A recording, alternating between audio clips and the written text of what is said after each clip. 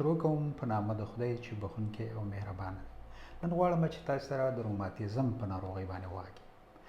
د روماتیزم ناروغي چې کومه ده دا د بندونو تلپاتې همدارنګه التهابي یا میکروبي ناروغي ده چې دا بندونه د بدن په ناروغۍ باندې اخته کوي. دا ناروغي چې کومه ده یعنی په جرمني کې په 100 کسو کې یو کس په دې ناروغۍ باندې اخته وي او همدارنګه ښځې 3 چنده زیاتې سړو ته په دې ناروغۍ باندې اخته کیږي. دا ناروغي په هر عمر کې رامنځته کیږي، اما د 50 کلنۍ نه پورته ډیره دا ناروغي رامنځته کیږي. او دا ناروغي د روماتیزم ناروغي ځان له بندونه نه بلکې سږي، زړه، رګونه، همدارنګه اعصاب او سترګې هم په دې ناروغۍ باندې اخته کېدلی شي.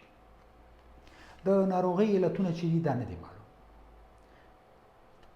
وایي چې دا یو ارثي یا میراثي ناروغي ده. که چېرته په یو کور کې مور او پلار یا خپلوان په دې ناروغۍ اخته وي نو راتلونکی کول هم په دې ناروغۍ باندې اخته کېدلی شي.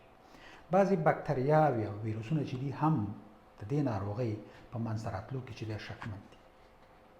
او سګرټ چې دی وایي د سګرټ هغه څوک چې سګرټ څکي د دې ناروغۍ د رامنځته کېدو دپاره چې دی زمینه برابروي. په نورمال حالت کې د انسان په بدن کې یو د ساتنې یو سیستم دی چې هغه بدن د میکروبونو او ناروغۍ څخه ژغوري. خو که کله دا بدن داسې یو وخت راځي چې دا بدن د ساتنې سیستم یا د بدن د ساتنې قوه چې کومه ده د خپله د بدن په وړاندې داسې مواد جوړوي چې د بدن حجرات تخریبوي. نو د روماتیزم ناروغۍ کې هم داسې ده، یعنې د بدن د ساتنې سیستم د بدن په وړاندې یعنې مواد جوړوي چې په طبابت کې ورته انټي باډي ویلی کېږي. د بدن د حجراتو ضد مواد جوړوي او هغه تخریبوي او بالاخر د روماتیزم ناروغي رامنځته کېږي. خو د دې علت چې دی نه دی معلوم. د دې ناروغۍ نښې نښانې دا دي چې په دې کې چې دی بندونه پړسېږي، دردناکه کېږي او همدارنګه داسې چې دا نه چې یو بند وي بلکې د لاسونو د بندونو نه شروع کوي، د پښو د بندونو نه او دواړو خواو ته او همدارنګه غټ بندونه هم نیسي. یعنې د 3 بندونو نه د 2-3 بندونو نه چې دی دردونه چې دی کله زیات شي نو سړی پوهېږي چې دا د روماتیزم ناروغۍ ده. او همدارنګه هر کله چې هر سهار سړی وختي راپاڅېږي نو لاسونه یا د پښو ګوتې شخي یعنې سخمبه پاتې وي او یوه دقیقه وروسته چې دی بیخي کېږي.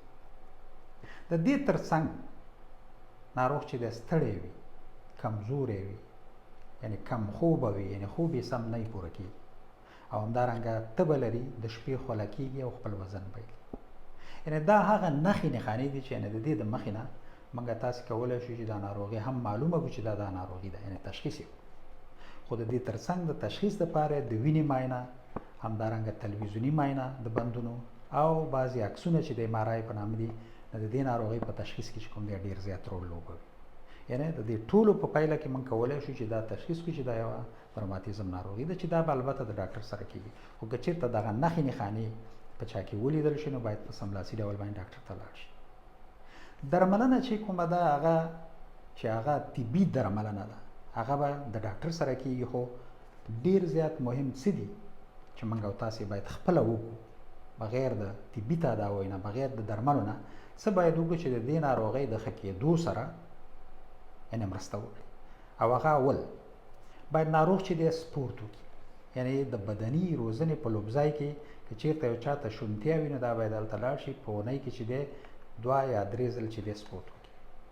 که چېرته یعنې چاته د دې شونتیا امکان نه و، په کلو بانډو کې داسې ځایونه نشته دی چې بدن د روزنې دپاره څه وي، خو موږ او تاسې کولی شو خوځن پاتې شو، مزل وکړو ډېر زیات. او که چېرته یعنې مزل موږ او تاسو نشو کولی نو بیا موږ او تاسې کولی شو چې په کلو بانډو او همدارنګه زموږ ځایونو کې سیندونه او ویالې دي نو موږ او تاسې کولی شو یا غټ ډنډونه دي چې خلک پکې لامبې نه، په هغې کې ډېر ولامبو. نو دغه لمبا چې کوم دی هم د دې ناروغۍ سره چې دی ډېره زیاته د ښه کېدو سره ډېره زیاته مرسته کوي.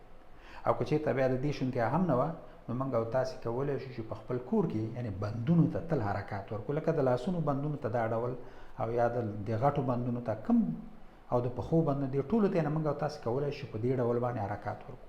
او دا یو ځل نه بلکې ډېر ځلې وکړو، څومره چې زموږ د وسې کېږي. په ورځ کې 3 ځل 4 ځل په ورځ کې یعنې موږ او تاسې یو څو دقیقې، یو 10-15 دقیقې باید دې بندونو ته چې د حرکتونه ورکړو.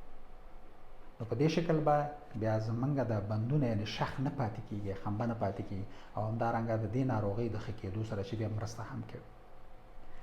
د دې تر څنګ باید صحي غذایي خوراک باید وکړو، لکه د بیلګې په ډول باید سره غوښه ونه خورو ډېره، همدارنګه که چېرته غوښه خورو باید د کبانو غوښه وخورو، سبزیجات باید ډېر زیات وخورو او تازه میوه باید ډېره وخورو. په تازه میوه کې انار د روماتیزم د ناروغۍ لپاره چې دی ډېر زیات ښه دی. د خپل وطن انار دي، تاسو کولی شئ چې ګټه پورته کړئ په دې موسم کې.